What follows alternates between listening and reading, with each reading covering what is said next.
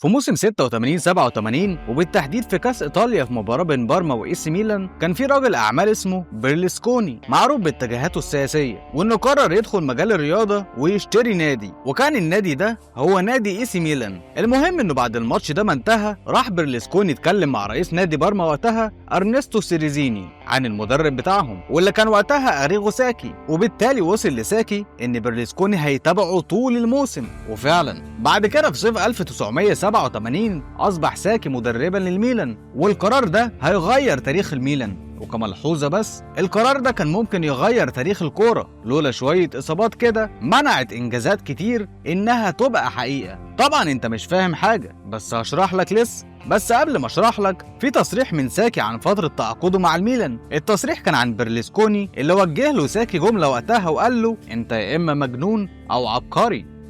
في الستينات كان في مهاجر من دولة سورينام اسمه جورج وشغال مدرس، راح هولندا عشان يحسن مستوى عيلته، وكان مصر انه يعلم ابنه احسن علام. بس ابنه ما كانش جاي منه في التعليم، وكان بيحب الكورة ومنسجم معاها اكتر، فقرروا يودوه زي مركز شباب كده في هولندا اسمه مير بويز. وقتها كان عنده 5 سنين، وبعدها ب8 سنين راح اشهر نادي لتكوين الشباب في هولندا، والعيلة كلها عزلت وراحت غرب امستردام بعد مطعم توسكانيني كده بشارع. المهم الطفل ده اتعرف على صديق ليه هناك اسمه فرانك، معلش الطفل ده كان اسمه رود. والصدفة الغريبة ان ابو فرانك وابو رود كانوا اصحاب، الحاج هيرمان والحاج جورج، وفضلوا في النادي ده 3 سنين لحد ما اداهم فرصة عشان يتدربوا مع اياكس. ووقتها كان مدرب ويلز اسمه باري هيوز شاف رود واعجب بيه جدا وعرض عليه انه يلعب في نادي هارلم، بس والد رود رفض في الاول، بس بعدها المدرب اقنعه علشان تبتدي مسيرة رود خلت الفعلية في 1978 مع نادي هارلم. طب وصاحبه فرانك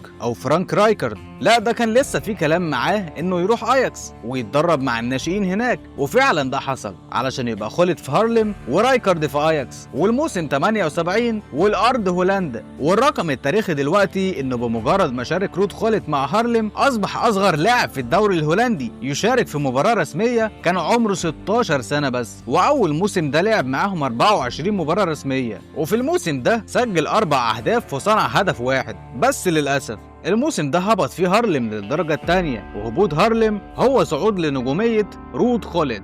هانز فاندروفيلت المدرب الجديد لهارلم كان مدرب تقليدي جدا، فشاف انه خالد طوله 191 سم وجسمه قوي ومهاري شويه، يبقى كده ده مهاجم خلاص. وفعلا في الموسم ده خالد سجل 16 هدف وصنع 7، وبكده قدر يقود فريقه انه يرجع تاني للدرجه الاولى، وكمان فاز بافضل لاعب في الدوري وقتها. وطبيعي وقتها العين كانت عليه، انديه انجلترا زي ارسنال وويست بروميتش كانوا شايفين فيه مستقبل مهاجم ممكن يفيدهم وحاولوا يتعاقدوا معاه، بس فريقه طلب 200,000 جنيه استرليني، وده وقتها كان مبلغ كبير جدا بالنسبه للاعب ما كملش 19 سنه. وفي موسم 81-82 اياكس كان بيلاعب نادي ان اي سي نيميخن، والحكم يصفر ويخرج النجم الهولندي الكبير يوهان كرويف، وينزل شاب عنده 18 سنه كده اسمه ماركو فان باستن. اخر ماتش بقى في الدوري والدوري منتهي وهم اول والدنيا حلوه، فايه المانع انهم يجربوا شباب صغير؟ المهم فان باستن قدر يسجل هدف ويكسبوا الماتش ده 5-0.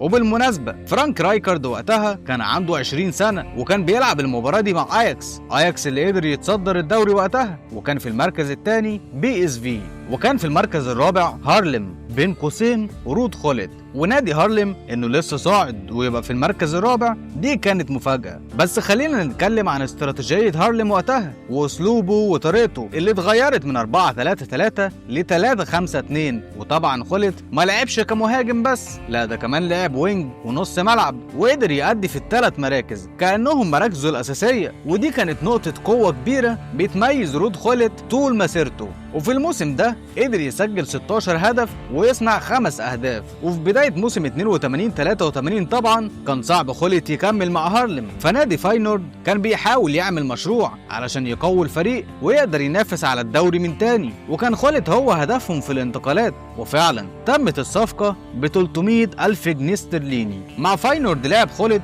في 5 مراكز مختلفة وقدر يسجل 9 أهداف ويصنع 3، واحتل فاينورد المركز الثاني في الدوري ب 54 نقطة بعد اياكس صاحب ال 58 نقطة في المركز المركز الأول. والجدير بالذكر إن الموسم اللي قبله فاينورد كان في المركز السادس، وبكده رايكارد وفان باستن حققوا الدوري وخلد في الوصافة. وبمناسبة فان باستن فهو قدر في الموسم ده يسجل 10 أهداف ويصنع هدف، رغم إن مشاركاته ما كانتش كتير، بس كان دايما ليه بصمته. وبمناسبة بصمته فأنت أكيد فاكر أول بصمة ليه وأول مشاركة ليه لما قلت لك إنه نزل مكان يوهان كرويف وسجل. أهو بقى يوهان كرويف ده هيبقى حديث موسم الانتقالات الموسم اللي هيبتدي ده 83-84. كرويف النجم الهولندي المخضرم هيسيب فان باستن ورايكارد ويروح يعمل ثنائية مع خولت في فاينورد. خولت اللي وقتها راح المنتخب في تصفيات يورو 84 وكان هداف المنتخب ب5 أهداف، وبكده بقى هو النجم المنتظر خلاص في هولندا، مش بس في هولندا ده كمان العالم كله. وبمجرد ما وصل كرويف ولعب مع خولت كسروا الدنيا، وقدر نادي فاينورد يحقق الدوري، وخولت كان هداف النادي ب15 هدف و4 اسيستات،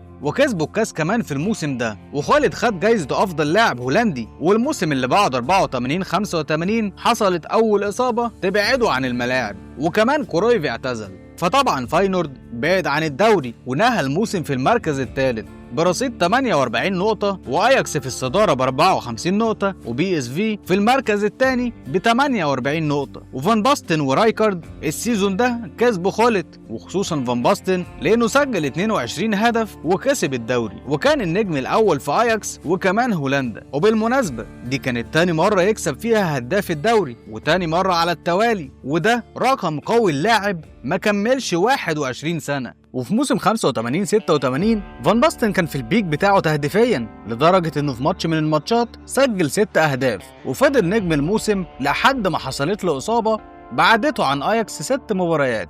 خسر أياكس منهم 2 وبعد عن المنافسة، وفقد لقب الدوري لصالح بي اس في. بس مين بقى اللي كان نجم في البي اس في؟ روت خولت، لأنه مشي من فاينورد في بداية الموسم، أو بمعنى أصح ما عجبش المدرب الجديد وقال لهم بالمعنى الحرفي لا أريد خولت. فالإدارة جالها عرض ب400 ألف استرليني فاستقروا على بيعه. وجماهير فاينورد كانت غضبانة من خولت جدا لأنهم شافوه وقتها إنه خاين، علشان ما كانوش يعرفوا إن دي رغبة المدير الفني، وبيحسبوا إن خولت هو اللي كان عايز يمشي. ولسان حال خولت وقتها ما كنتش ناوي أودعك، بس أنت ما فهمتش ومشيت وما حاولتش تسمعني أو أسمعك. والله.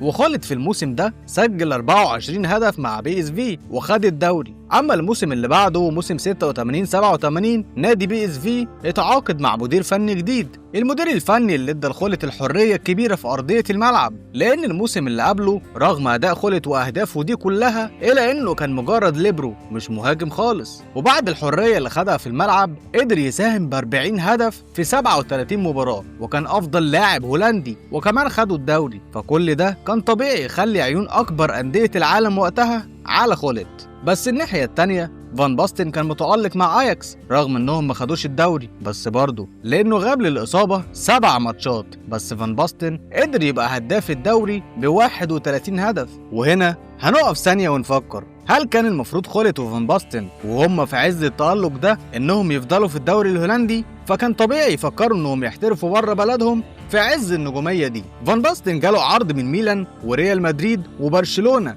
وخولت جاله عرضين، واحد من الميلان والتاني من برشلونة. بس قبل ما اقولك اللي هيحصل، في اول كلامنا قلتلك ان في موسم 86-87 حصل موقف في ايطاليا، الكاس بارما ميلان بيرلسكوني بعد ما اشترى النادي قرر يجيب أريغو ساكي مدير فني للفريق، رغم انه ولا معروف ولا مثلا محقق بطولات كبيرة ولا اي حاجة، بس جابه وساب بقى المعروفين واللي محققين بطولات دي للعيبة، لان وقتها تم التعاقد مع خولت وفان باستن في صيف 87، وخولت كلف النادي 6 مليون جنيه استرليني، وده رقم كبير وقتها. اما فان باستن فكلفهم 1,000,000 بس، وده وقتها يعتبر سرقة الميركاتو لانه عامل ارقام مرعبة مع اياكس. يعني اقدر اقولك انه سجل 128 هدف في 133 مباراة. فاول موسم خولت تألق وقدر يعمل مستويات قوية، اما فان باستن فغاب عن 11 ماتش بسبب الإصابة. بس رغم كده كان هدفه في نابولي في موسم 87-88 هو الهدف اللي كسب الميلان الدوري وقتها،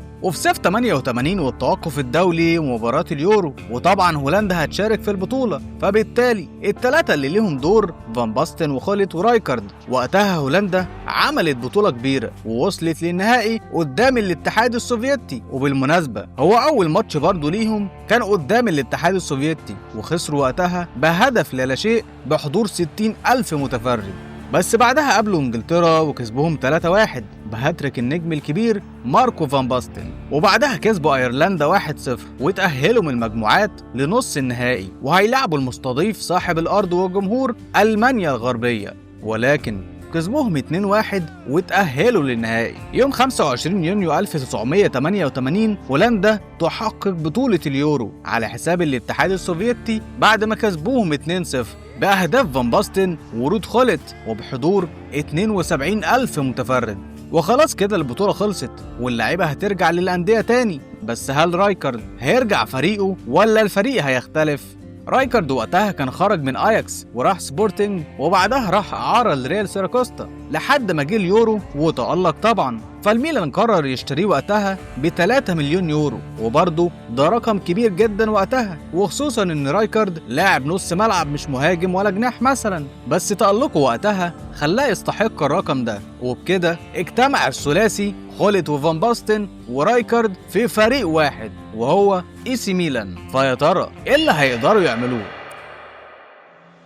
فأول موسم للثلاثي موسم 88-89 قدروا يكسروا الدنيا، وفعلا وجود رايكارد في مركز 6 بصفته أحدث إضافة في الثلاثة أضاف كتير للفريق وخلاهم يمتلكوا قوة دفاعية كبيرة. والموسم ده قدر اي سي ميلان يحصل على دوري الأبطال، وعلشان تكون متخيل قوة الميلان وقتها فهو مثلا في نص نهائي البطولة دي قدام ريال مدريد في السان سيرو قدر يفوز عليهم 5-0 بسهولة كبيرة جدا ولا كأنهم بيلعبوا بارما، مع احترامنا لبارما طبعا. المهم تأهلوا وفي النهائي لعبوا بوخارست وكسبوهم 4-0 بسهولة، وكانت الأهداف 2 خولت و2 فان باستن. وقتها في البالون دور الثلاثي اترشح لل3 مراكز الأولى. انت متخيل قوة الفريق؟ ووقتها قدر فان باستن يفوز بأول بالون دور، بس عادي مش يمكن دي حلاوة البدايات.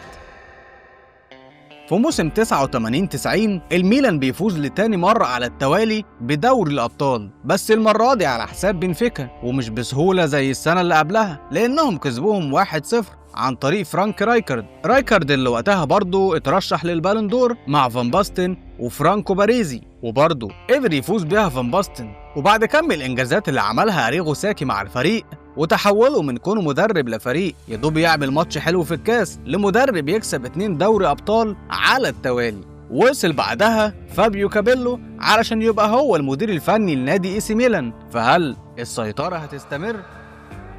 في موسم 91-92 الميلان عمل موسم من المواسم التاريخية لأن كسب الدوري بدون هزيمة وكمان بفرق 8 نقط عن اليوفي. والموسم ده الثلاثي بتاعنا كان متألق، واللي ساعد ان التألق ده يبان ان الثلاثة ما تعرضوش لإصابات. وقتها فان باستن كان مسجل 25 هدف في 31 ماتش، بس خلي بالك هما ما خدوش دوري الأبطال. وفي الموسم اللي بعده 92-93 ابتدت الثلاثية يحصل لها مشاكل، يعني تعاقدات جديدة ولاعيبة شباب يدخلوا ياخدوا مكانهم، فبقى قليل لما تلاقي الثلاثة موجودين في ماتش واحد. ووقتها في الدوري الإيطالي كان في قاعدة كده رخمة شوية إن كل تشكيل رسمي ما يكونش فيه غير 3 بس من المحترفين، والثلاثة بتوعنا موجودين، بس الأجانب اللي جم جداد دول أكيد تهديد. فحصل فعلا وغاب خولت، ومرة في التانية غياب في التاني ابتدت الخناقات بين كابيلو وخولت، واللي كبر الخناقات بينهم ان في نهائي دوري الابطال 93 في ميونخ قدام نادي اولمبيك مارسيليا غاب خولت وفاز فريق مارسيليا بهدف مقابل لا شيء.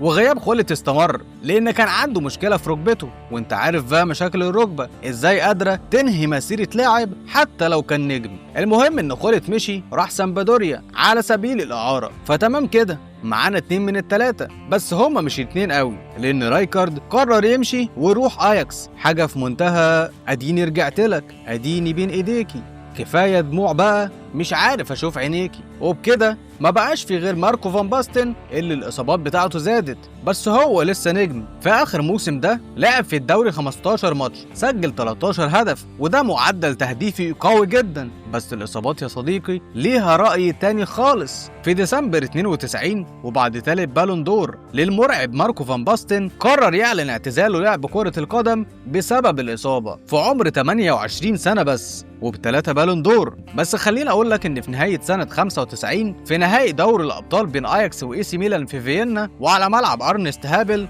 مقابله بين رايكارد كبير هولندا وفريقه السابق الميلان، قدر اياكس وقتها يفوز بالبطوله بهدف لا شيء عن طريق باتريك كولوفيرت، هدف حاسم قدر يسعد كل جماهير اياكس وقدر يسعد فرانك رايكارد اللي ممكن تعتبره الوحيد اللي استمر وكسب في الثلاثي تقريبا، لانه خلط وقتها كان لسه في سامبدوريا واللي استمر معاهم فترة وبعدها راح لتشيلسي وأنهى هناك مسيرته كلاعب.